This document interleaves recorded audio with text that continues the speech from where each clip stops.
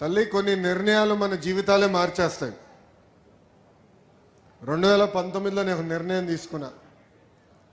ఆ నిర్ణయం మంగళగిరి నియోజకవర్గంలో పోటీ చేయాలని. వాస్తవంగా నాకు వేదికమైన పెద్దలతో కానీ మీతో ఆనాడు పెద్ద పరిచయం కూడా లేదు. కేవలం నాకేంటంటే ఇక్కడి నుంచి ఉన్నాను, నేను ఇక్కడ ఉంటున్నాను, నివసిస్తున్నాను, ప్రజలకు అందుబాటులో ఉండొచ్చు, ప్రజలకు మంచి పనులు చేయొచ్చు అనే ఆలోచనతో ఆనాడు ఇక్కడ పోటీ చేశా. కరెక్ట్గా ఎన్నికలకి 21 రోజుల ముందల తెలుగుదేశం పార్టీ అభ్యర్థిగా మీ ముందల నుంచున్నా. మీరు ఎదుర్కొన్న సమస్యలు నేను తెలుసుకోలేకపోయాను, నేనేంటో మీకు అర్థమవలేదు. ఎన్నికలు అయిపోయినాయి. 5300 ఓట్లతో నేను ఓడిపోయాను. మొదటి రోజు బాధ కలిగింది, ఆవేదన కలిగింది. కానీ రెండో రోజు నుంచి ఆ బాధ ఆవేదన నాలో కసి పెంచింది. మంగళగిరి ప్రజలకి మంచి పనులు చేయాలా, తిరిగి వాళ్ళ మనసు గెలుచుకోవాలని ఆనాడే నేను నిర్ణయించుకుంటాం జరిగింది.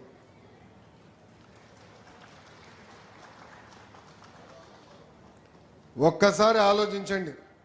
2019 నుంచి 24 వరకు తెలుగుదేశం పార్టీ ప్రతిపక్షంలో ఉన్న మీ ఆరోగ్యం కోసం ఎన్టీఆర్ సంజీవిని అని తీసుకొచ్చాం.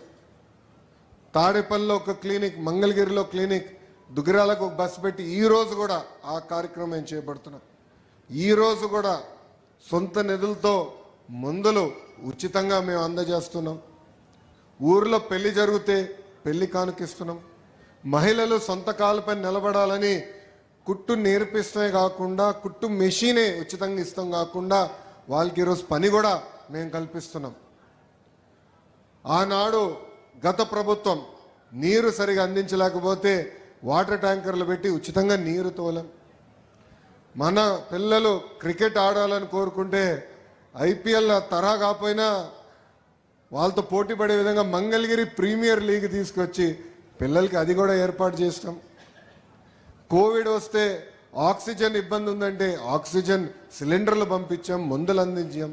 అమెరికా డాక్టర్ల ద్వారా టెలిమెడిసిన్ చేశాం. ఇట్లా దాదాపు 26 సంక్షేమ కార్యక్రమాలు మంగళగిరి ప్రజల కోసం ఆనాడు నేను చేస్తాం జరిగింది. కరెక్ట్గా 24 ఎన్నికలు వచ్చింది. చాలామంది నాకు చెప్పారు, మీరు 2 స్థానాల్లో పోటీ చేయండి, ఆల్రెడీ మీరు ఇబ్బంది పడ్డారు, మళ్ళీ మీరు ఇబ్బంది పడకూడదని. నేను వాళ్ళకు ఒకటే చెప్పా, 5 సంవత్సరాలు కష్టపడ్డాను, మంగళగిరి ప్రజల మనసు గెలుచుకున్నానని నేను భావిస్తున్నా. ఒకే స్థానంలో పోటీ చేస్తా, అది మంగళగిరిలో నేను పోటీ చేస్తా అని చెప్పా. ప్రచారంలో మీ దగ్గరికి వచ్చా. నేను ఆనాడు మీకు కొన్ని విషయాలు చెప్పా. ఏ మెజారిటీ అయితే నేను ఓడిపోయానో దాని పక్కన ఒక 0 పెట్టి నన్ను గెలిపించమని ఆనాడు నేను మిమ్మల్ని కోరా. మీరు నాకు ఎంత ఎక్కువ మెజారిటీ ఇస్తే అంత బలం వస్తుంది, పనిచేసాక అవకాశం ఉంటుందని ఆనాడు కోరా. సర్వేలు చూసాం, అన్ని పార్టీలు సర్వేలు చేస్తాయి, మేము చేసాం. కుప్పం కన్నా వెనుకబడి ఉన్నాం 1%. కానీ ఆ రోజు మీరు చూపించిన ప్రేమ అభిమానం నేను చూసి నేను బాబు గారికి ఛాలెంజ్ చేశా, మీకన్నా 1 ఓటు మెజారిటీ ఎక్కువ నాకు వస్తుంది సార్ అని. అప్పుడు బాబు గారు అన్నారు, కుర్రోలు స్పీడ్ ఎక్కువ మీకని. కానీ ఈరోజు నేను గర్వంగా ఇక్కడ నుంచి చెప్తున్నా, మంగళగిరి ప్రజలు ఎవ్వరు ఉంచిన విధంగా 91,000 మెజారిటీ నన్ను గెలిపించి శాసనసభకు పంపించారు. అమ్మా, మీరు ఇచ్చిన మెజారిటీ కొండంత బలం.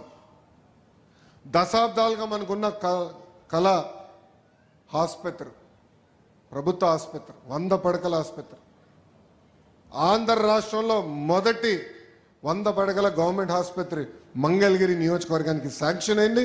13వ తారీఖు శంకుస్థాపన చేస్తున్నాం. కరెక్ట్గా 1 సంవత్సరంలో ఆ ప్రాజెక్ట్ కూడా పూర్తి చేసే బాధ్యత చిల్లపల్లి గారు తీసుకుంటున్నారు. ఆయనది బాధ్యత, మాది కట్టాల్సిన బాధ్యత అయింది. ఎందుకంటే ఆయన ఇప్పుడు chairman, medical development corporation chairman. ఆయనే సంవత్సరంలో కట్టి చూపిస్తారు. పార్కులు, చెరువులను అభివృద్ధికి చేస్తున్నాం. ఇంకో పక్కన భూగర్భ డ్రైనేజ్, భూగర్భ నీరు, భూగర్భ గ్యాస్, భూగర్భ కరెంటు ప్రాజెక్ట్ కూడా నేను చేపడుతున్నా. జూన్ మాసం నుంచి ఆ కార్యక్రమాలు, జూన్ జూలై మాసంలో ఆ కార్యక్రమాలు కూడా చేపడతాం.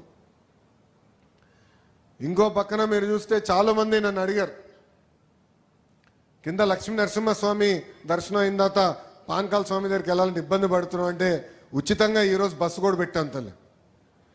మన మంగళగిరి నుంచి తాడేపల్లి నుంచి ఎయిమ్స్ కూడా వెళ్ళాలంటే రెండో బస్సు కూడా ఈరోజు ఉచితంగా మన ఎన్డీఏ ప్రభుత్వం ఏర్పాటు చేస్తాం జరిగింది.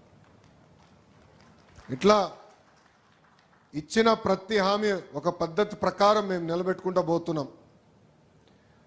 ఆనాడు నేను మీ దగ్గరికి వచ్చినప్పుడు మీరందరూ ఒకటే కోరారు.